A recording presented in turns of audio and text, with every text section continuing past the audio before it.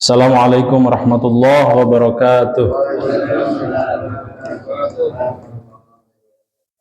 Alhamdulillah, alhamdulillahilladzi khalaqal mauta wal hayata liyabluwakum ayyukum ahsanu amala wa huwal azizul ghafur. Asyhadu an la ilaha illallah, asyhadu anna Muhammadan abduhu wa rasuluh. Amma ba'du. Alhamdulillah, sampai dengan hari ini kita masih diberikan kesehatan, kekuatan, dan keistiqomahan untuk senantiasa thalabul ilmi, dan mudah-mudahan kita diwafatkan dalam jihad menuntut ilmu. Penting sekali saya tekankan, karena menuntut ilmu ini menjadi salah satu cara Allah memuliakan hambanya. Yarfa'ullahu alladhina amanu minkum, Allah akan mengangkat derajat orang yang beriman dan berilmu. Tak lupa salawat dan salam juga semoga selalu tercurah limpahkan kepada baginda Nabi Muhammad sallallahu alaihi wasallam, kepada keluarganya, para sahabatnya, para tabi'in, para tabi'in, sampai kita selaku umatnya mudah-mudahan mendapat syafaatul uzma dengan cara salah satunya kajian setiap malam Selasa. Semoga ini menjadi saksi bahwa kita sama-sama berjuang di dalam mencari ridha Allah Subhanahu wa taala. Baik, kita mulai saja dengan membaca basmalah bersama-sama. Bismillahirrahmanirrahim. Mudah-mudahan kajian kita malam hari ini bisa diingat ya, entah keluar hilap gitu maksudnya. Diingat, kemudian yang terpenting adalah bisa mengamalkan. Baik, ada yang sudah lihat flyernya itu Pak? Apa judul tema kita malam hari ini? Ada ya? Taatnya. Maksiat dalam taat. Nah, di bawahnya ada subjudulnya adalah iman hancur dalam hitungan mundur. Ini adalah kajian Al-Hikam yang ke-96. Oh, terus 90 genep geningannya. Diloncat ke kira-kira sesuai lah sarang kondisi. Baik, kita mulai dalil bahasannya itu dari surat Al-Asr. Sengaja tadi membaca surat Al-Asr dari ayat 1 sampai dengan ayat 3 karena memang jumlahnya adalah 3 ayat.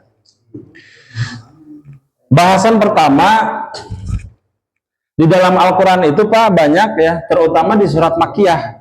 Di surat Makkiyah, di surat di juz terakhir, di juz Amma. Jadi kalau Bapak hafal dari satu juz itu akan ditemukan ternyata kalimat-kalimat yang banyak menggunakan waw qasam. Waw qasam itu adalah dalam ilmu nahu. Ada yang sudah belajar nahu di sini? Atau baru bahasa Arabnya saja? Bahasa Arab dasar ya? Baru? Jar? Oh gitu. Siap. Sumpah.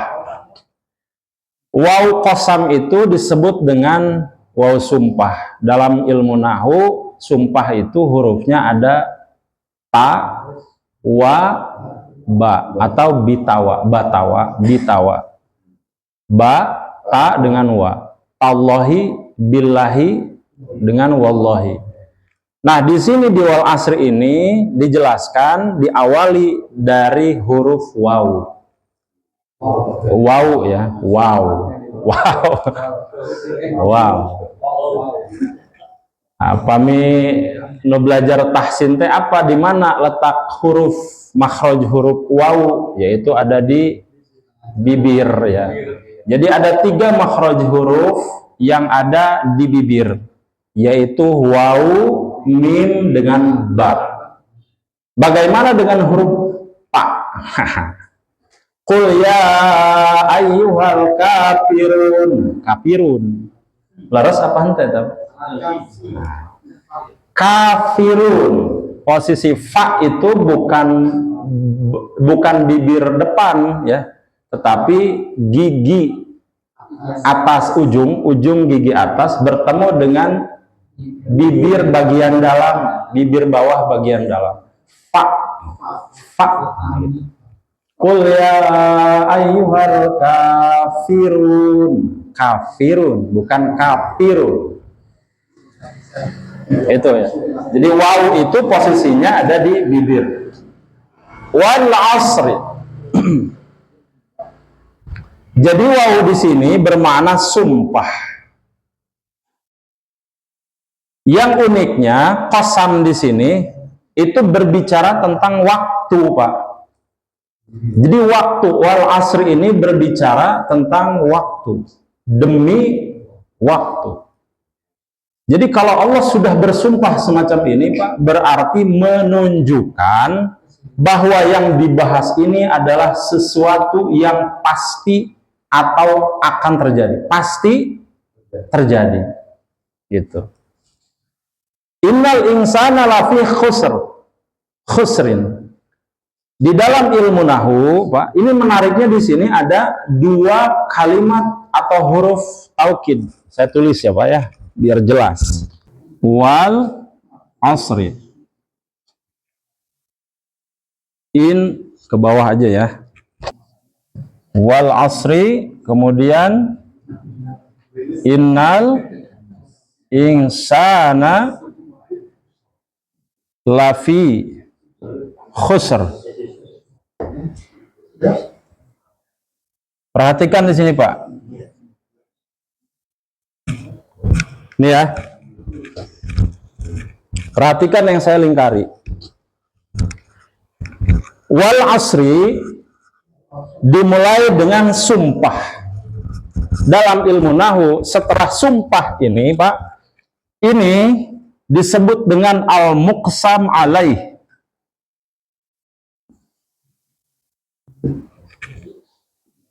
Sekarang misalnya begini, Pak, misalnya.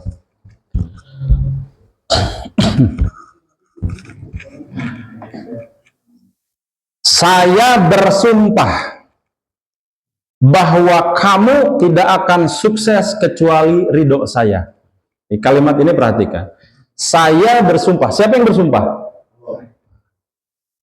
Dalam kalimat tadi, saya bersumpah. Siapa yang mengatakan sumpah? Saya. Yang mengatakan sumpah adalah saya. Kemudian saya mengatakan, saya bersumpah. Kalau kamu tidak melakukan A, maka kamu tidak akan sukses. Misalkan. Berarti ada objek yang disumpahi nggak? Al-muqsam alaih itu disebut dengan objek yang disumpahi. Begitu kurang lebih. Jadi kalau sumpah itu selalu harus ada al-muqsam alaihnya. Harus ada yang disumpahinya apa? Gitu. Kalau Allah mengatakan demi waktu, baik. Demi waktu, kenapa waktu itu? Begitu. Kenapa ada apa dengan waktu? Dijelaskan di setelahnya, innal insana lafi khusr. Perhatikan yang saya garis bawahi di sini, Pak. Inna di dalam bahasa Arab ini adalah disebut taukid, Pak. Di sini ya, saya tulis ya, taukid, Pak. Ini juga taukid. Nah, menarik ini, Pak. Dua-duanya ini adalah bentuk dari kalimat taukid yang artinya adalah sesungguhnya. Sesungguhnya diulangi sampai 2 kali, Pak. Ini sesungguhnya, sebenar-benarnya. Lafi di sini juga sebenar-benarnya. Nah, dalam ilmu nahwu lam ini disebut dengan lam ibtida. Ibtida. Asal muasalnya, Pak, lam ini seharusnya di depan. Asalnya begitu. Ibtida itu di depan, awal. Tetapi karena ada inna di sini, maka tidak memungkinkan lam ini ditaruh di depan. Maka kemudian digeser. Maka lam ini disebut dengan lam yang digeser. Begitu. Sama-sama menunjukkan kalimat taukid, yaitu kalimat yang menunjukkan tidak mungkin ada penyangkalan. Pasti terjadi. Begitu.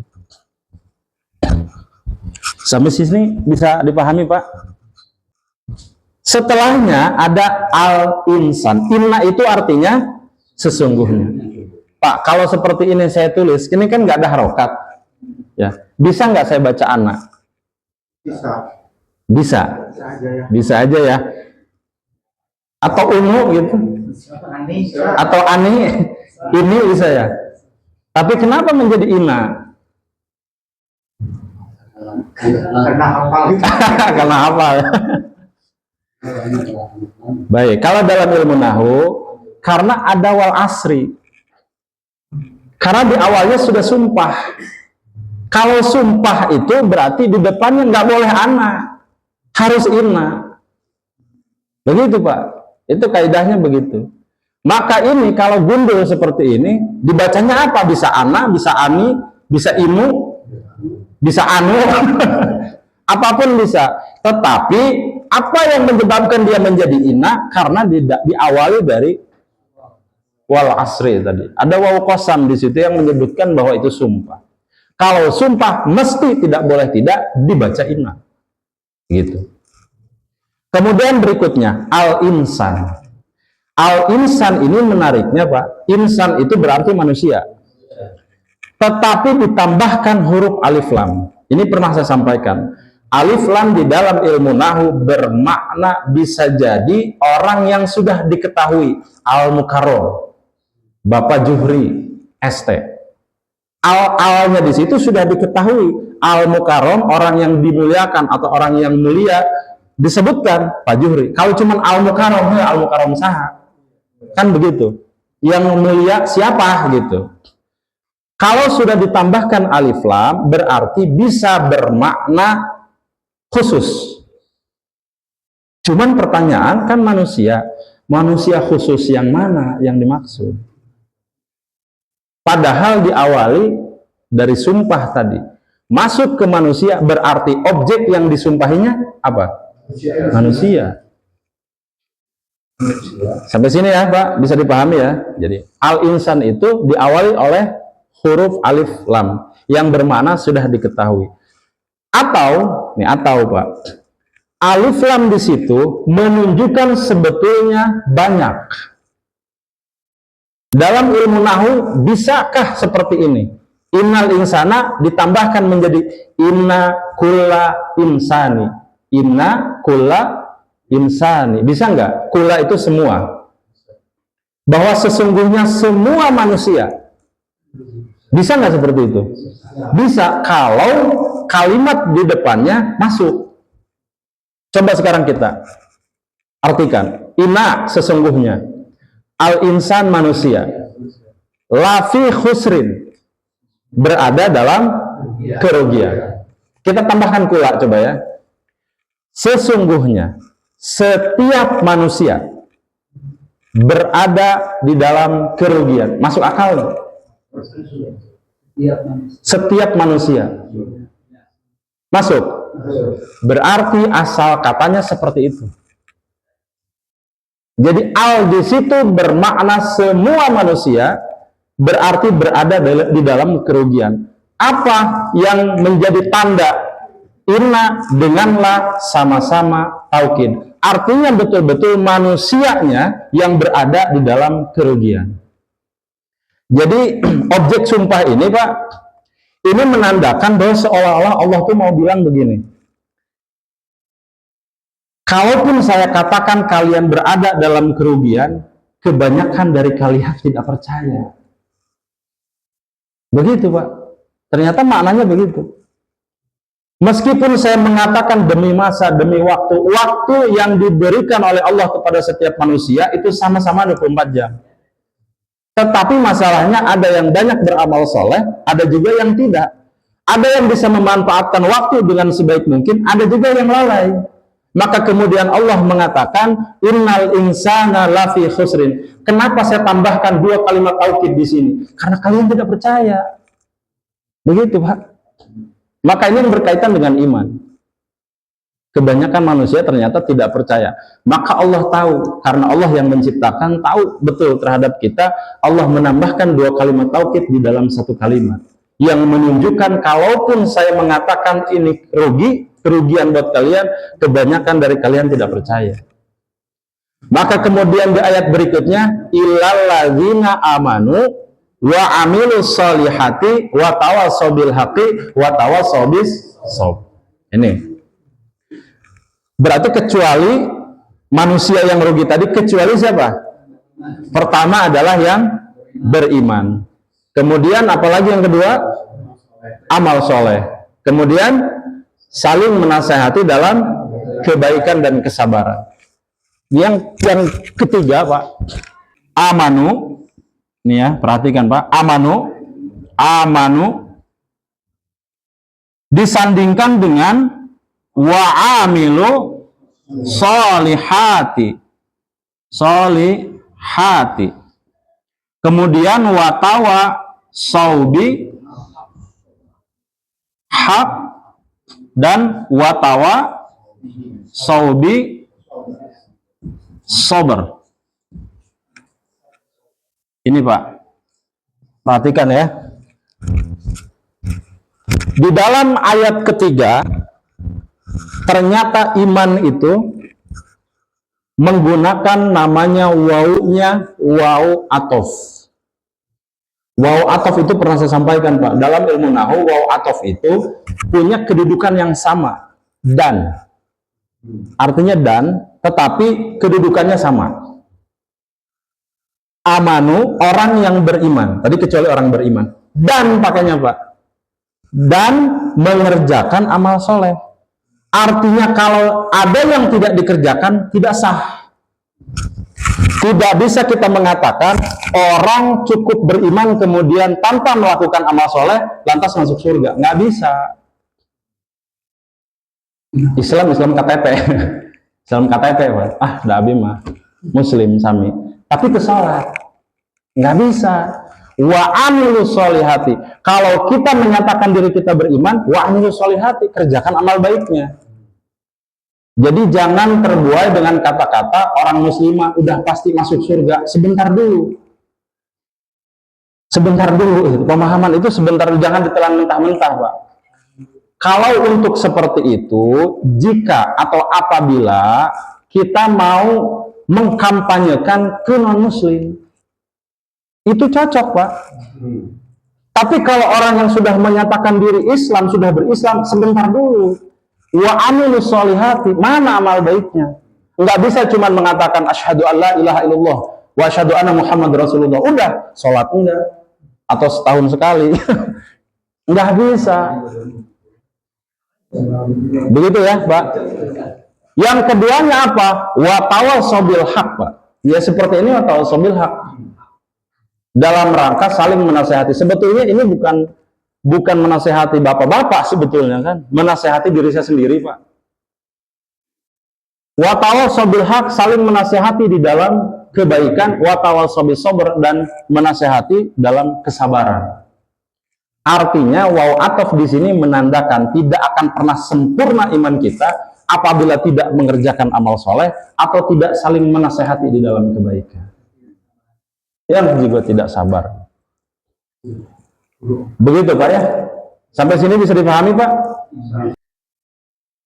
Dan di beberapa surat di juz amma itu, di juz ke-30 itu dikatakan seperti was surat Atin ya. Di surat Atin dikatakan juga summa radadnahu asfala safilin. Maka kemudian mereka dikembalikan ke tempat yang paling rendah. Asfala safilin itu nama lain dari neraka. Illal ladzina amanu, kecuali orang-orang yang beriman. Ditambahkan lagi seperti kalimat ini, wa amilus solihati falahum ajrun ghairu mamnun. Iman dengan amal soleh itu Pak, itu selalu disandingkan. Jadi tidak bisa mengatakan cuman iman lantas kemudian selesai perkara, nggak bisa. Begitu. Falahum ajrun ghairu mamnun. Orang yang beriman dan mengerjakan soleh, amal soleh, falahum ajrun ghairu mamnun, maka untuk mereka akan diberikan pahala yang tidak terputus. Begitu. Kemudian juga di surat Al-Insyiqaq. Al-Insyiqaq juga sama kan? Fabashirhum bi'adzabin alim. Fabashirhum bi'adzabin alim. Maka beritakan kepada mereka tentang azab yang pedih. Ilal ladzina amanu, kecuali bagi orang-orang yang beriman, wa amilus solihati, dan beramal soleh. Lagi-lagi selalu disandingkan Pak. Selalu itu, selalu disandingkan iman dan amal soleh. Selalu disandingkan. Lahum ajrun ghairu mamnun. Itu di surat Al-Insyiqaq. Jadi kita bisa temukan kalimat ini sama semua. Dengan pola yang sama, Pak. Al-Insyiqaq ayat terakhir. Kemudian Atin ayat keempat. Kelima, maaf. Kemudian Al-Asr ayat yang ketiga. Ditemukan dengan pola yang sama.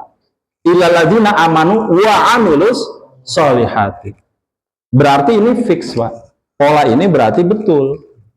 Kita bisa temukan ini di Al-Quran, ini pasti punya pola dan punya makna. Apa maknanya?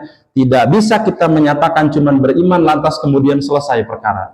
Nggak bisa cuman Islam KTP. Gitu, Pak. Itu ya, sampai sini bisa difahami ya. Nah, sekarang ini pertanyaannya nih, Pak. Banyak orang yang terlihat taat, tetapi suka maksiat, STMJ. STMJ Pak ya, sholat terus maksiat jalan, kan banyak ya. Kita juga pasti, bukan orang lain, masih kita juga. Banyak gitu ibadah, tapi masih suka marah ya, suka marah-marah gitu. Itu kita lah, saya sendiri itu, bukan bapak-bapak masoleh. Saya mapi bapak soleh-solehah, sok ambek gitu. Rajin ke masjid Pak, tapi sering ngambek gitu, sering ambekan. Darting gitu. Darting. Suka gitu ke masjid, tapi osok goplak-gaplok masih senang gitu. Bahkan mungkin kebiasaan. Suka ibadah seperti ini, kajian ke majelis taklim juga. Tapi masih suka gunjingin orang. Oh, itu kita banget itu. Udah jadi kebiasaan ya.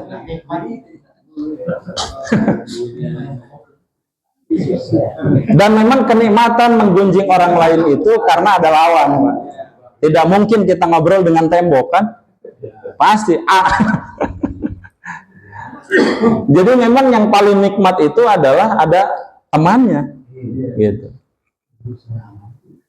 Kemudian suka juga ada banyak itu ibadah ke masjidnya suka, tapi sok buat balik ke tetangga. Kan begitu ya? Suka gitu, ke masjid sih rajin, ke majelis juga rajin. Tapi ke tetangga buat balik gitu. Rajin. Rajin laut. Ini yang terjadi di kita. Dan apalagi Pak, suka sering sholat malam. Tapi tidak merubah akhlaknya. Ini yang paling bahaya Pak.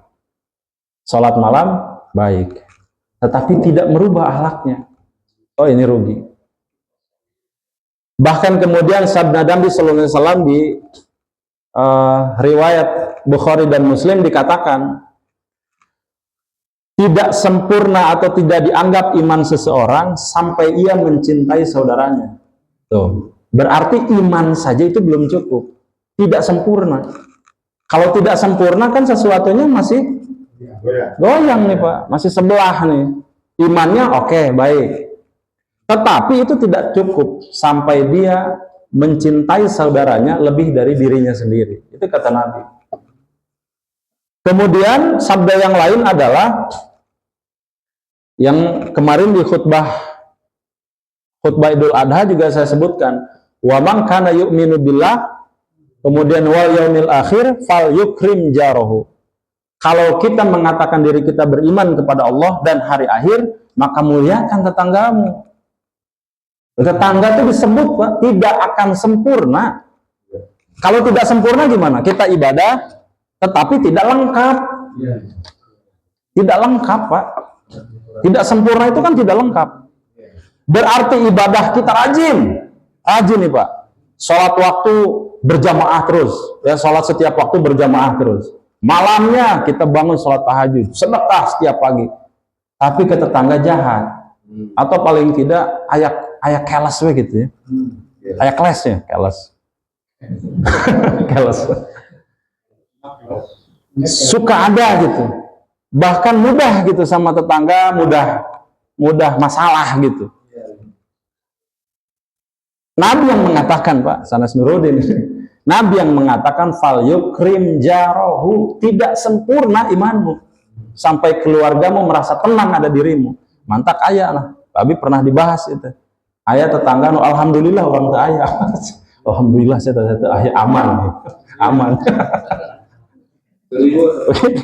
Tapi kalau yang dirindukan itu ciri dari iman, kan begitu Pak. Ah kamana ya Pak Jumri kau ayah sholat, nah berarti dirindukan itu. Ah kamana ya Ustaz Nurul kau nggak ada nih beberapa lama, beberapa waktu misalkan. Berarti itu dirindukan. Maka kalau kita dirindukan ketidakhadirannya, itu ciri dari iman yang sempurna. Gitu. Itu ya, bisa dipahami Pak sampai sini ya. Kemudian Nabi Shallallahu Alaihi Wasallam ini menjelaskan secara spesifik bahwa banyak manusia yang mungkin pada saat dilihat oleh banyak jamaah ibadahnya luar biasa, tetapi akan sangat sedikit orang yang lolos pada saat dia sendiri. Maka ada yang disebut maksiat di kala sepi. Kalau kita bareng-bareng terlihat solehnya luar biasa, tapi begitu sorangan amburadul Pak.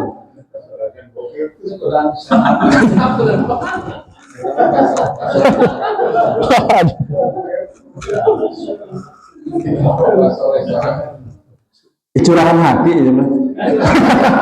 Pengalaman sih kan. Jadi banyak orang yang tidak lolos pada saat sedang sendiri. Nabi mengatakan bermaksiat di kala sepi. Dan ini khusus Pak. Nabi SAW menjelaskan ini.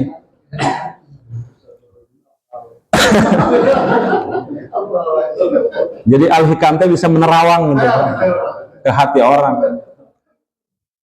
Karena memang Al-Hikam ini Pak itu ditulis setelah si pengarang atau si penyusunnya ini mengalami berbagai macam dinamika ketaatan dan kemaksiatan gitu. Begitu. Karena memang difahami betul. Sampai ada ulama yang mengatakan gini, Imam Al-Ghazali itu pada saat menulis Ihya Ulumuddin, karya yang luar biasa tentang hal ini, tentang ta'ziyatun nafs, penyucian jiwa, itu banyak ulama yang seuzon Pak. Banyak ulama yang seuzon karena mendefinisikan maksiat sampai ke dalam, sampai detail Pak. Contoh misalkan terkait zina, contoh. Seperti pelaku. Imam Al-Ghazali itu seperti pelaku ketika menjelaskan itu. Maka banyak yang ulama yang seuzon gitu. Seuzon dalam arti baik ya. Seuzonnya itu seperti ini menulis kok tahu gitu, seperti mengalami, padahal seorang ulama besar, seperti pemeran utama, jadi menjelaskan sesuatu itu detail gitu, sampai O-nya etate urang, begitu. Nah, salah satu ulama penerusnya ini Ibnu Athaillah As-Sakandari, pada saat menjelaskan ini beliau seperti pelaku yang tahu betul, gitu. Balik lagi nih ke maksiat di kala sendiri. Ternyata jauh-jauh hari Nabi Shallallahu Alaihi Wasallam pernah bersabda, yaitu ke Sauban. Sauban itu adalah sahabat Nabi Shallallahu Alaihi Wasallam. Dikatakan seperti ini redaksinya. An Sauban ya anin Nabi. Dari Sauban dari Nabi Shallallahu Alaihi Wasallam. Annahu qol. Sesungguhnya Nabi Shallallahu Alaihi Wasallam pernah bersabda kepadaku.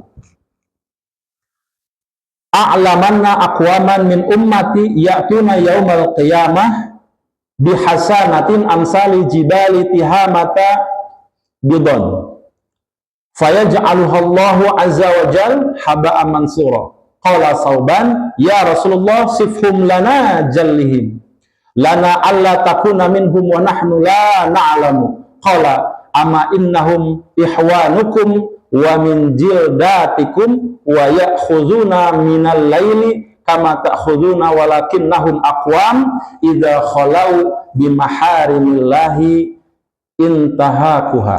Yang kurang lebih seperti ini artinya. Sungguh aku mengetahui suatu kaum dari umatku pada hari kiamat. Jadi nanti Pak, kaumnya Nabi Muhammad SAW itu banyak datang kepada Nabi pada hari kiamat nih. Banyak kebaikannya, ini pernah saya sampaikan dulu. banyak kebaikannya seperti apa? Dimisalkan oleh Nabi Muhammad SAW itu adalah Gunung Tihamah. Jadi Gunung Tihamah itu kalau sekarang itu gunung di Jazirah Arab di sepanjang Laut Merah. Itu banyak, Pak, Gunung Tihamah itu. Dan besar-besar. Besar-besar Gunung Tihamah itu. Berarti bisa dibayangkan begitu banyaknya pahala umat Nabi Muhammad SAW termasuk kita berarti yang banyak gitu, yang banyak nih. Tetapi apa? Kata Saubani, kebaikan tersebut kata Nabi itu seperti debu yang bertebaran. Banyak pahala kita itu banyak nanti, tetapi seperti debu bertebaran kata Nabi. Lalu kemudian Sauban berkata, wahai Rasulullah, sebutkan sifat-sifat mereka pada kami supaya tidak menjadi seperti mereka, sedangkan kami tidak mengetahuinya. Dan salah satu sifatnya adalah apa?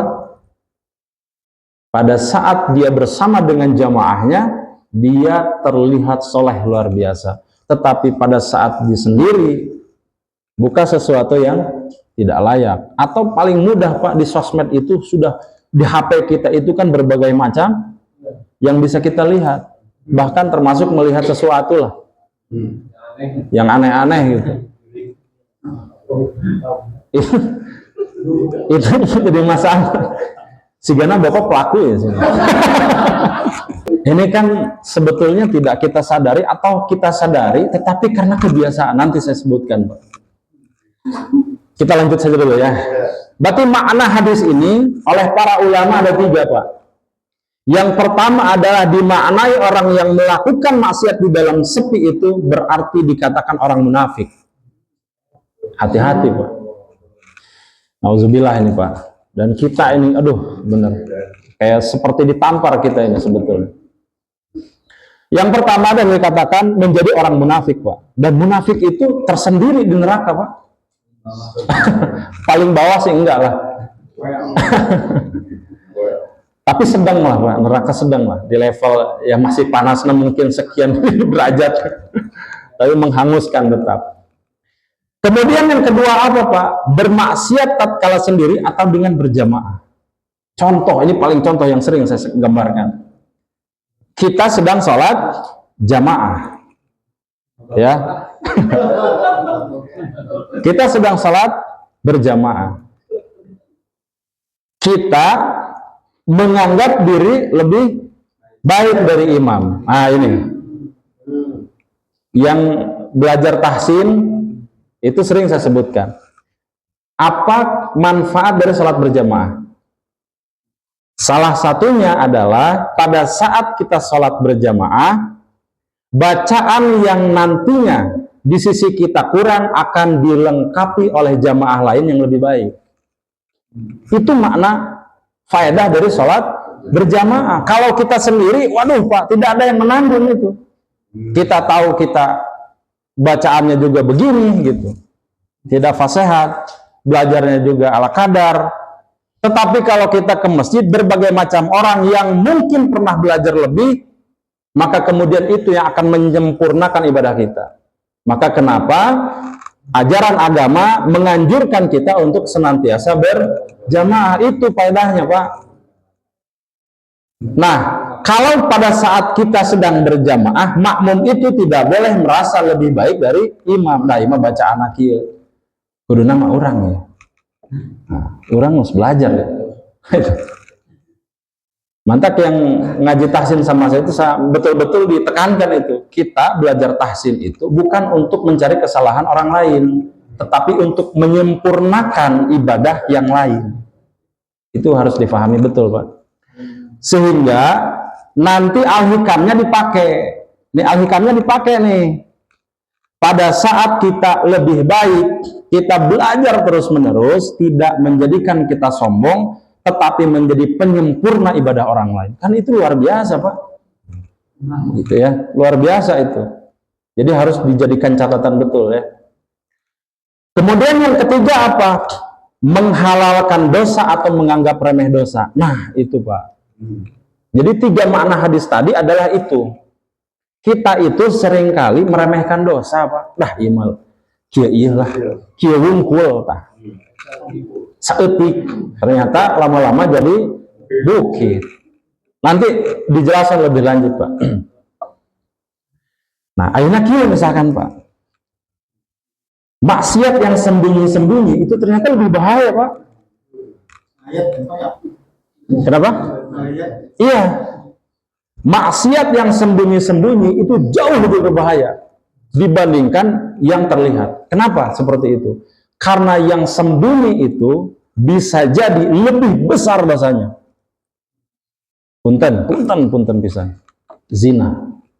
Kan kita nggak mungkin ngomong ke istri. Punten ya mah misalkan. Atau bu. misal. Bener nggak Pak? Ya. Nggak mungkin itu ngasih tahu, atau misalkan ke ustadz gitu, Pak Ustadz punten ngawas ayeuna ngaos di dia misal gitu, kan tidak mungkin ada minta izin, nggak mungkin. Kalau itu sudah ada sir melakukan kegiatan maksiat, tidak mungkin izin ke siapa-siapa. Bener nggak coba? Dan pada saat kita melakukan maksiat, kita tidak pernah berpikir, Pak, ini maksiat kecil atau besar. Coba, lebih bahaya itu. Tapi coba kalau berjamaah, boleh jadi ada mengingatkan, udahlah, dosa tuh. Kalau kita berjamaah, boleh jadi ada pengingat. Meskipun itu tetap dilakukan, tetapi minimal dibandingkan dengan sendiri. Wah, sendiri mah tanpa ini, Pak, loss. Pasti loss itu, loss control itu. Mantap betul kata Nabi.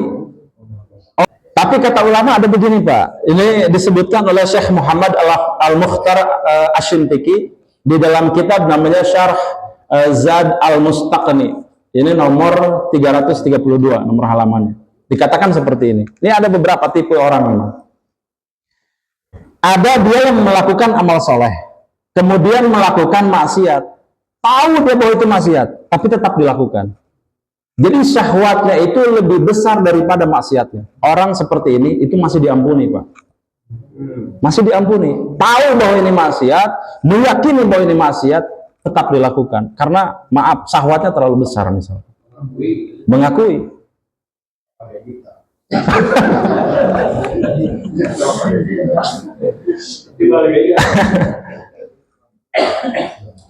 Tetapi yang tidak diampuni dan bisa menghapus amalannya adalah dia melakukan maksiat, tetapi maksiatnya itu tidak dianggap dosa.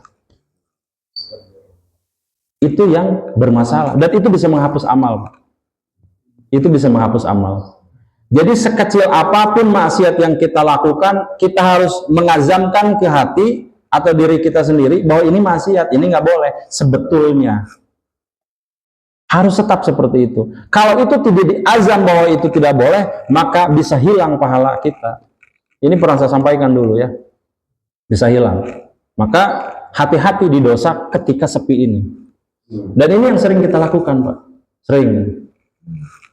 Nah, berikutnya, Pak.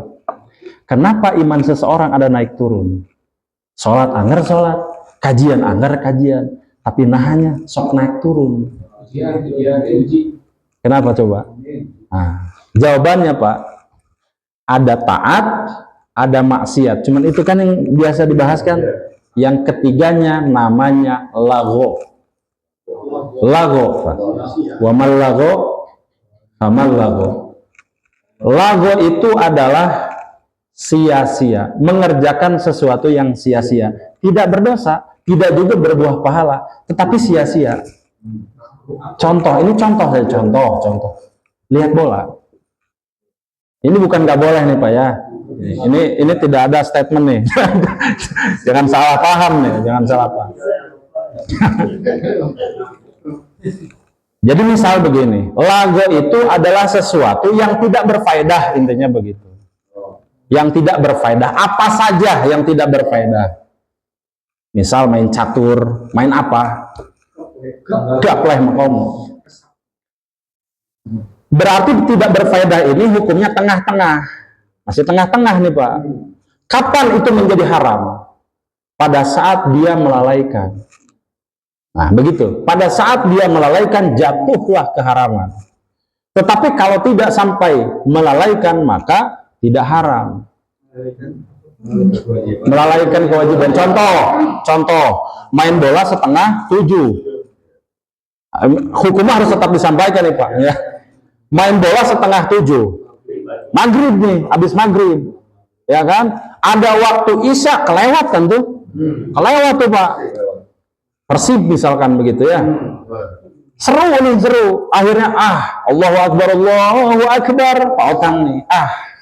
Kayak lah, kayak orang di wongikeun misalkan tabu 12 gitu lah. Misal. Sehingga kelewatlah sholat berjamaah itu. Ini yang Allah sebut atau Nabi sebut lalai. Lago itu di situ. Berarti nontonnya ini bisa jadi haram. Karena seharusnya ada sesuatu yang dikerjakan lebih bermanfaat. Kenapa tidak sholat dulu, nanti lihat lagi, nonton lagi. Toh juga ada siaran ulangnya. Kan begitu. Tapi tidak seru. Pamit live seru. Dikembalikan ke lagu tadi. Nah, dibahas oleh ulama ini. Dalam Pak dibahasnya. Saya gambarkan ya.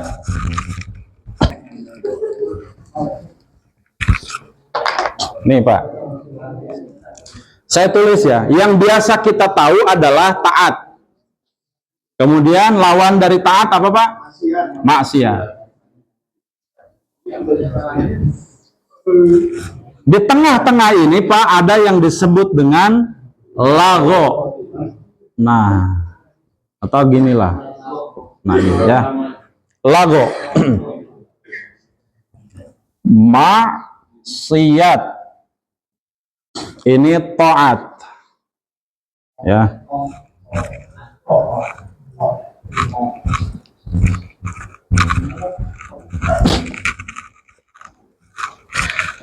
Maksiat, taat. Jangan dilupakan ada lago. Lago itu tengah-tengah, tidak berfaedah, tidak berfaedah. Ini 50-50. Bisa dia baik, bisa tidak. Tapi yang jelas hukum lago adalah tidak punya pahala, tidak juga berdosa. Ya, tengah-tengah gitu. Kapan dia menjadi berdosa? Pada saat melalaikan. Ya. Pindah ke sini pada saat melalaikan. Tetapi kalau tidak melalaikan bisa menjadi ketaatan. Hanya saja kata ulama. Saya gambarkan seperti ini, Pak. Iman ini ibarat jangkar. Ibarat jangkar yang jadi penguat. Kita tadi bahas ada amal soleh ya. Amal soleh itu ibarat pagar, Pak. Nah, beginilah. Ini pagar, Pak. Semakin banyak kita mengerjakan amal soleh, pagar dari iman kita banyak. Banyak nih, Pak. Pagarnya banyak. Nah, sehingga efek dari kita mengerjakan amal soleh adalah, ingat bahasan Al-Hikam dulu. Kalau kita rindu mengerjakan ibadah yang lain, maka bisa jadi itu tanda bahwa ibadah kita diterima. Makin banyak ibadah yang kita lakukan akan menimbulkan semangat untuk beribadah yang lain. Kita tadinya nih masuk ke masjid lebih awal. Apa ibadah yang mau kita lakukan? Sunnah kan? Kalau ada waktu kita sholat sunnah tahiyat masjid. Setelah itu masih ada waktu nih. Apa ibadah lainnya? Tuh, dikerjakan kan? Dikerjakan yang lainnya. Ada sholat qobliyah. Setelah qobliyah ada yang wajib. Setelah wajib ada ba'diyah. Tuh, dikerjakan semua kan? Kebaikan satu menyebabkan kebaikan-kebaikan yang lain dikerjakan. Sampai sini bisa difahami? Nah, pertanyaannya, Ustadz, kan saya nggak mengerjakan maksiat, tetapi kok lama-lama perasaannya makin malas ibadah ya. Tapi sepertinya sih saya nggak mengerjakan maksiat gitu, enggak. Tapi iman malah jadi turun. Nah, jawabannya Pak adalah lago. Ternyata lago ini condongnya kemana? Ke kanan, ke maksiat atau ke taat? Ke maksiat. Lago ini menyebabkan condongnya ke maksiat. Dan teori sederhana terkait dengan lago ini adalah lago itu selalu condong ke arah maksiat, yang kemudian nanti maksiat itu tidak dianggap sebuah kesalahan, tetapi kebiasaan. Jadi lambat laun yang kita kerjakan itu, yang tidak berfaedah itu Pak, lambat laun nanti menyebabkan kebiasaan. Kebiasaan apa? Melalaikan. Begitu Pak. Tidak langsung maksiat, enggak. Tetapi karena lagonya sering dikerjakan, maka lago ini lambat laun ke sini larinya Pak. Tidak ke sini. Gitu Pak. Jadi naik turunnya iman itu karena ini. Karena lago terlalu banyak yang kita kerjakan Pak. Sesuatu yang tidak berfaedah. Ini sampai sini bisa dipahami Pak? Bisa ya? Teorinya begitu kata ulama itu. Jadi lago itu selalu mendekatkan pada maksiat, bukan taat. Begitu.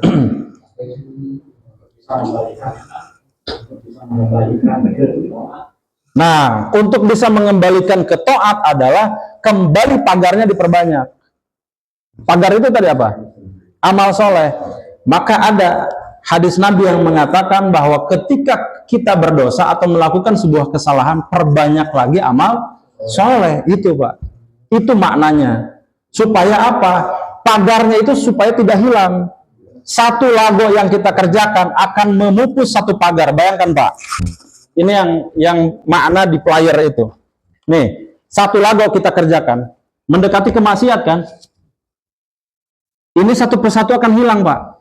Luntur nih. Tuh, pagarnya satu hilang. Dikerjakan lagi, hilang lagi. Dikerjakan lagi, hilang lagi. Dikerjakan lagi, hilang lagi. Sampai cuman iman doang. Kalau cuman iman yang tersisa, tidak ada amal yang lain, maka ini mudah terjerumus. Ujungnya kemana ini Pak? Ke sini Pak. Begitu. Mantap, ada kisah ini Pak ini. Ada orang yang tengah-tengah antara dosanya banyak, pahalanya banyak, ditempatkan di mana? Al-A'raf, pernah dibahas di subuh pagi itu. Jadi amal ibadahnya dengan dosanya itu sama, sebanding. Maka dia akan ditempatkan namanya di Al-A'raf. Jadi kalau ini neraka gitu Pak, ini ada ruang di tengah-tengah, wa bainahuma, di antara neraka dan surga, namanya Al-A'raf. Nah, orang yang tengah-tengah tadi, abu-abu tadi, ada di sini. Ada tempatnya. Cuman pertanyaannya, kalau nanti dihisab, ini tergantung dari rahmat Allah nih. Ini mau kemana? Tapi ini bikin was-was Pak. Kalau seperti ini tengah-tengah, ini abu-abu orang. Kalau ke sini udah jelas nih. Jadi Bapak mending ke sini apa di tengah? Gak ada pilihan surga Pak. Saya ulangi Pak ya. Kenapa iman kita naik turun padahal kita tidak mengerjakan maksiat secara langsung? Karena ternyata lagonya banyak. Sesuatu yang kita tidak sadari bahwa itu adalah dosa, kita lakukan dan kita tidak anggap itu dosa. Itu yang jadi masalah. Jadi hati-hati Pak. Kenapa kita selalu ikut kajian? Al-Hikam ini seperti menata hati kembali. Namanya suluk kalau di istilah tasawuf. Mencari jalan yang benar. Pernah saya sampaikan, ihdinas siratal mustaqim, itu adalah doa untuk kita ditunjukkan jalan yang lurus. Agama Islam sudah lurus, tapi kenapa kita masih meminta untuk ditunjukkan jalan yang lurus? Betul ya? Yeah. Karena memang jalan yang kita lalui ini biasanya suka berdasarkan syahwat, berdasarkan kemauan kita sendiri. Maka kemudian kita meminta yang benar itu seperti apa? Nah ini salah satunya Pak. Ternyata ada lago. Penyebab dari ibadah kita yang naik turun adalah lago. Makin banyak lago, makin tidak terasa nikmatnya ibadah. Begitu. Sehingga di Al-Hikam ayat pasal ke-96 dijelaskan. Ini menarik juga Pak. Maksiat yang menimbulkan kehinaan itu jauh lebih baik dibandingkan dengan ibadah yang menimbulkan kesombongan. Ini saya punya cerita, ini kisah nyata Pak. Saya tanya nih, ada orang, ini kisah nyata, saya tidak sebutkan namanya. Ada orang yang saya tanya, saya tahu bahwa dia bisa jadi imam. Dulu di pondok kopi. Saya tahu nih, dia bisa jadi imam. Dan karena sama-sama satu pondok gitu, jadi tahulah seperti apa keilmuannya. Saya tanya, kenapa kok nggak pernah lihat jadi imam? Begitu. Apa yang dia bilang, Pak? Saya malu karena saya pernah melakukan dosa besar. Bapak ngerti ya? Saya pernah melakukan dosa besar. Saya malu. Saya tidak berani gitu. Karena saya pernah melakukan dosa besar. Di situ bisa ditangkap, Pak. Kalau orang sudah merasakan hina di mata Allah, itu sebetulnya makna dari ibadah. Ibadah itu kita jangan merasa suci di hadapan Allah itu, tapi merasa hina. Jadi kata Ibnu Athaillah, pada saat kita ibadah kepada Allah, jangan menganggap diri kita lebih baik. Jangan menganggap diri kita ini sudah menjadi orang baik. Jangan. Di hadapan Allah itu kita harus merasa diri kita hina. Seperti orang yang tadi tidak mau menjadi imam karena pernah melakukan dosa besar. Tidak mau dia. Dan seharusnya orang yang belajar ilmu, yang betul-betul mau menata hatinya, harusnya begitu. Tidak pantas gitu, merasa tidak pantas. Mawas diri. Begitu. Nah, tidak sebaliknya, Pak. Kalau yang sebaliknya bagaimana? Pada saat belajar, wah itu salah, itu salah, itu salah. Semua malah orang lain jadi salah. Keliru, Pak. Mantap menyalahkan. Ya banyak ini kejadian kan ya.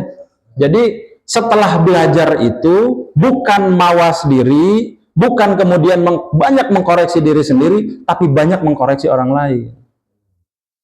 Dan ini termasuk ke dalam kesombongan. Ini disinggung oleh Ibnu Athaillah As-Sakandari di Kitab Al-Hikam 96, pasal 96. Lebih baik bagi seorang pendosa yang mengakui kesalahannya, yang kemudian dengan kesalahannya itu dia merasa hina di mata Allah, dibandingkan dengan orang yang merasa suci, kemudian muncul kesombongan dalam diri, paling mudah menyalahkan sesama. Hati-hati itu. Hati-hati. Itu ya. Kesimpulannya bagaimana, Pak? Maksiat dan ketaatan kalau dikerjakan bersama, ibadahnya menjadi sia-sia. Kenapa demikian? Karena sebetulnya visi dari atau tujuan dari ibadah itu adalah menciptakan akhlak yang mulia, akhlak yang baik, akhlak yang terpuji. Kalau setelah beribadah tidak membuat akhlaknya lebih baik, maka ibadahnya menjadi sia-sia. Lambat laun, Mbak, yang pagar tadi itu hilang. Tersisa hanya imannya saja. Kalau imannya saja, ini mudah digoyah sama setan. Begitu ya. Jadi kesimpulannya adalah maksiat tidak bisa bersama dengan ketaatan. Allah a'lam. Ya, turun nuhun. Assalamualaikum warahmatullahi wabarakatuh. Waalaikumsalam. Saya pernah membaca sebuah artikel yang intinya menyatakan bahwa gini, siapapun yang sudah mengucapkan syahadat itu pasti masuk surga, walaupun mungkin di urutan yang paling akhir. Ya, pernah saya baca artikel itu. Ya, nah, kira-kira komentar Ustadz bagaimana terkait hal itu? Iya. Baik. Nah, itu Pak. sementara itu dulu lah. Baik. Di awal saya sampaikan ya, kunci dari surga itu adalah la ilaha illallah Muhammadur Rasulullah. Itu memang kunci surganya. Tetapi dari banyak keterangan dan yang saya simpulkan bahwa kunci surga itu betul la ilaha illallah. Tetapi wa amilus sholihat setara dengan itu. Artinya apa? Itu cocok kalau kita mengkampanyekan ke luar. Ke non-muslim itu cocok, Pak. Tetapi ada step berikutnya. Maka di ilmu tasawuf itu derajat keimanan itu ada tingkatannya. Nabi itu kalau ditanya misalkan oleh sahabat ini A misalkan oleh Arab Badui, Nabi disesuaikan dengan orangnya, derajat pemahamannya. Nggak semua sama, Pak. Nggak semua sama. Disesuaikan dengan derajat keimanannya. Ada yang bertanya bagaimana, apa ibadah yang paling baik? Satu waktu Nabi mengatakan berbakti kepada orang tua. Di sisi lain membaca Al-Quran. Di sisi lain berzikir. Lantas mana yang paling baik? Coba. Mana yang paling baik? Ada berzikir, ada membaca Al-Quran, ada berbuat baik kepada orang tua, ada berhaji, ada berkurban. Lantas mana yang paling baik? Semuanya. Tuh. Difahaminya berarti setiap orang yang bertanya, Nabi sesuaikan. Oh, si ini mah nih tingkatan derajatnya seperti ini. Nabi mah tahu. Begitu.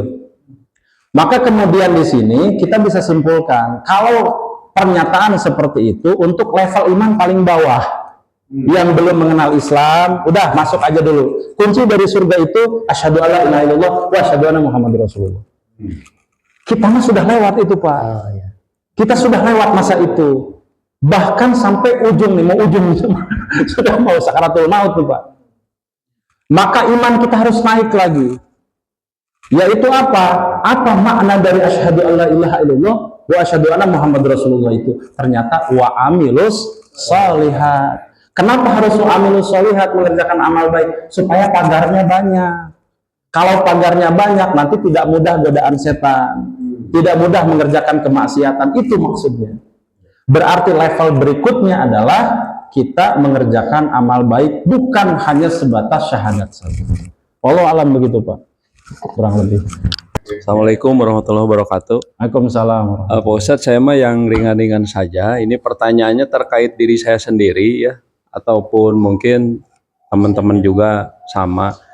Yang pertanyaan pertama, bagaimana cara mengatasi dikala kita kesendirian? Yang tadi karena itu akan lebih mendekatkan ke maksiat ya. Itu satu. Yang kedua, tadi pernah disampaikan oleh Pak Ustadz, antara orang yang beriman tetapi dia sombong katakanlah, dan orang yang emang selalu ya walaupun dia muslim ya, sama-sama muslim, dia pendosa tapi dia itu tidak, inilah orang yang beriman yang selalu mengabaikan tetangganya katakanlah. Nah, yang orang yang tidak beriman dia itu baik ke tetangganya, selalu beramal soleh. Nah, itu tingkatan ininya mana itu bagusnya gitu. Itu aja pertanyaannya ya. Baik, saya paham maksudnya, Pak. Itu tidak bisa dibandingkan. Kita jadi orang yang Ya. karena lebih besar ini apa dosanya dibanding orang yang beriman tapi dia Ya.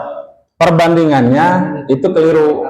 Tidak bisa dibandingkan. Sama seperti lebih baik mana pemimpin yang beriman tetapi misalnya tidak baik dengan orang yang non muslim tetapi baik. Itu bukan perbandingan yang sepadan. Artinya kalau kita memang mengatakan, balik lagi nih ke hadis falyukrim jarahu tadi, kalau orang sudah mengatakan dirinya beriman, berarti berikutnya, tahapan iman berikutnya adalah baik ke tetangga. Itu sudah tidak bisa ditawar. Kalau dia tidak baik ke tetangga, berarti imannya tidak sempurna. Berarti kita berusaha ke sana. Ustadz, misalkan bagaimana terlihatnya soleh tetapi tidak baik ke tetangga, nah berarti setengah, baru setengah beriman. Jadi gitu, Pak ya. Allah. kalau yang tadi sendirian itu Ya, kalau yang sendirian, kata ulama tadi, kata yang sudah saya sebutkan ya, bahwa memperbanyak amal soleh, dan lingkungan seperti ini penting, Pak, untuk menjadi pengingat. Kajian-kajian seperti ini juga penting, karena kalau tidak ada yang mengingatkan, wah itu dianggap kebiasaan tuh, Pak. Nggak dianggap sebuah dosa, bahaya itu, bahaya. Itu ya, Pak ya, perbanyak amal soleh. Mangga. Assalamualaikum warahmatullahi wabarakatuh. Waalaikumsalam. Ustaz, tadi disampaikan bahwa kita Aman, Pak. selain ke tetangga, intinya kita harus baik ke semua orang, Nah, ini bagaimana dengan kaitannya dengan tugas seseorang, di mana dia diberikan amanat, yang apabila amanat itu dilaksanakan, pasti orang di sekitarnya akan merasa kalau dijalankan itu pasti akan merasa tersinggung atau pastilah tersinggung. Itu apakah orang yang diberikan amanat itu termasuk orang yang tidak baik kepada tetangga atau kepada orang lain atau bagaimana itu? Baik. Di dalam menyelesaikan masalah, Pak, itu memang kita dianjurkan untuk melihat dari berbagai perspektif. Ada dari perspektif agama, ada dari perspektif sosial, ada dari perspektif ekonomi, banyak. Tapi intinya rambu-rambu dari agama adalah tidak menyakiti saja, tidak menyakiti. Umpama, ini mah umpama. Kalaupun misalkan Pak Haji Enda nagih, misalnya, ada yang susah gitu. Apa sih yang menjadi kewajiban dari Pak Haji Enda? Kan cuma menyampaikan ya. Umpama ada yang belum membayar 5 bulan atau 1 semester misalkan. Atau yang ketemu tuh haul. Haul itu kan 1 tahun. Ada yang belum bayar. Apa yang menjadi tugas Pak Haji? Yaitu cuma menyampaikan. Misalkan Bapak belum bayar. Udah hanya sampai situ. Tidak perlu membicarakan aibnya ke orang lain. Nah, kalau nanti membicarakan aibnya, maka masuk ke kategori ghibah. Rambu-rambunya seperti itu. Jelas. Faqad lago amal lago fala jum'atalah angsitu wasma'u ibadallahi la'alakum turhamun, gitu kan? Iya. Jadi memang di situ diambil katanya dari situ, Pak. Lago itu adalah perbuatan yang sia-sia. Kalau sia-sia itu, Pak, kita ngerjakan tapi nggak ada pahala. Ada khotib naik ke mimbar, ya kan? Naik ke mimbar. Summa khotoba fala yatahaddasan ahadukum wa may yatahaddas. Pada saat seorang khotib naik ke atas mimbar, maka apa yang dilakukan? Faqad lago, maka tidak boleh berbicara. Atau ada redaksi lain yang kalau dibaca murokinya di BB, falam yatakalam, ya, lam yatakalam, jangan berbicara. Kenapa faqad lago? Kalau berbicara berarti melakukan yang sia-sia. Sia-sia di situ berarti apa? Terlihat wujudnya melakukan sholat Jumat, tetapi prakteknya tidak, hakikatnya tidak. Sia-sia. Fala Jum'atalah. Redaksi hadisnya apa? Fala Jum'atalah. Maka sesungguhnya pekerjaan yang dia lakukan, datang ke masjid, berwudu, kemudian sholat, fala Jum'atalah. Sesungguhnya dia tidak sholat Jumat. Rugi itu, Pak. Sudah misalkan ada mandi sunnahnya, menggunakan pakaian yang wangi, uang bagus, kemudian sudah sholat di dalam masjid, kemudian dengar khutbah, tetapi masih bicara pada saat khutbah berlangsung, apalagi main HP, gitu. Kalau tidur, Pak, kalau tidur itu masih dimaafkan, nggak ada masalah. Anjurannya memang tidak. Tetapi kalaupun tertidur, ini tertidur kan, Pak ya? Bapak-bapak mah ada pasti melek semua ini. Kita mah kan begitu ya. Kalau sudah tahu jangan. Itu Pak. Jadi kita yang mengaji ini yang saat ini ada ataupun yang mendengar nanti dimanapun berada, kalau seandainya sedang sholat Jumat, maka pada saat khotib sudah naik ke atas mimbar, sudah jangan berbicara. Biarkan saja. Rukun khotib pertama adalah membaca hamdalah, memuji Allah. Ini kan rukun khutbah nih. Yang kedua adalah membaca sholawat. Yang ketiga adalah wasiat. Yang keempat adalah doa. Ada di situ mana menegur? Nggak ada. Jadi di situ adalah urusan dia dengan Allah saja. Biarkan. Mantak. Ini memang harus ada nih. Harus ada muroki itu. Faqad lago, wamal lago. Cuman masalahnya itu tidak diartikan. Sehingga tidak mengerti ini yang dibaca apa. Pokoknya jadi kebiasaan aja. Padahal mah artinya pada saat khotib naik ke atas mimbar, begitu kan ya? Kamu misalkan yang sedang ngobrol, yang sedang zikir apa? Diam, angsit. Ya itu. Angsitu itu diam dan dengarkan. Angsitu wasma'u ibadallah. Dengarkan, kemudian perhatikan dengan seksama ya hamba Allah. La'allakum turhamun, supaya kalian semua mendapatkan rahmat. Kan gitu. Cuman tidak dimengerti itu, Pak. Anger main HP. Gimana kan kalau memang jemaat itu belum sampai ilmu ke situ gitu, karena tidak tahu bahwa kalau ngobrol main HP itu belum sampai lain, dosa enggak itu? Ya, dosanya adalah karena tidak mencari ilmunya. Dosanya di situ, Pak. Karena menganggap ini di kita. Karena menganggap ibadah yang kita lakukan itu sudah cukup. Sudah benar. Dan masuk ke kategori takabur tadi. Kalau ibadah yang kita lakukan sudah merasa cukup, ilmu yang kita sudah miliki sudah merasa cukup, kemudian apa akhlak atau misalkan pahala yang kita lakukan sudah merasa cukup, maka dia masuk ke kategori sombong. Padahal kata Al-Quran, wa idh qulna lil malaikati isjudu li adama fasajadu illa iblis aba wastakbar wa kana minal kafirin. Takabur itu, Pak, itu mendekatkan kepada kekufuran. Begitu, dekat sekali itu. Mantap, janganlah kalau kita sudah belajar, alhamdulillah sudah dapat ilmunya, jangan seperti itu lagi. Kalau memang ada saudara tetangga yang kira-kira bisa kita tegur tadi watawasobil haq, watawasobil sob, maka supaya iman kita sempurna, beritahu. Ya, faqad lago wa malago. Pada saat khotib naik mimbar, sudah tidak ada aktivitas lain kecuali mendengarkan. Angsitu wasma'u. Cukup, Pak, ya? Cukup. Alhamdulillah pada kajian malam hari ini ramai sekali. Oh, satu lagi terakhir. Enggak. Terakhir. Di ini dulu, Pak. Biar jelas nanti. Bukankah pengertian dari wa malagol fala jumatala itu merusak pahala Jumat itu, Pak? Ya. Ini kan artinya kan merusak di situ. Oh, gitu. Pahala itu wa malagol fala jumatala. Ya. Itu aja, Pak. Dengarkan, perhatikan, ya, jangan sampai rusak pahala Jumat orang-orang. Itu aja. Baik. Lago itu Pak, asalnya adalah tidak berfaedah. Kalau tidak berfaedah, maka kita bisa memaknainya adalah rusak.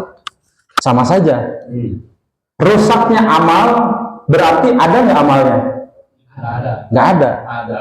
Nggak ada, Pak. Sesuatu kita barang nih, ini kita beli terus rusak, bisa dipakai nggak? Nggak bisa. Berarti berfaedah nggak ini kalau saya pakai? Nggak bisa, orang rusak kok. Begitu, Pak. Jadi memang lago itu kalau dimaknai rusak itu masih bisa, tetapi asalnya adalah tidak berfaedah. Begitu. Bisa dipahami, Pak, ya? Jadi rusaknya amal itu sama dengan tidak memiliki faedah. Asalnya ada, tetapi rusak sehingga tidak berfaedah. Gitu. Cekap, ya? Mudah-mudahan di minggu depan kita bisa membahas materi lanjutan, Pak. Di kitab Al-Hikam ini masih banyak ilmu-ilmu yang masih bisa kita pelajari. Mudah-mudahan bisa menjadi pengingat dari apa yang kita kerjakan selama ini, ya, sehari-hari. Akhirul kalam, assalamualaikum warahmatullahi wabarakatuh.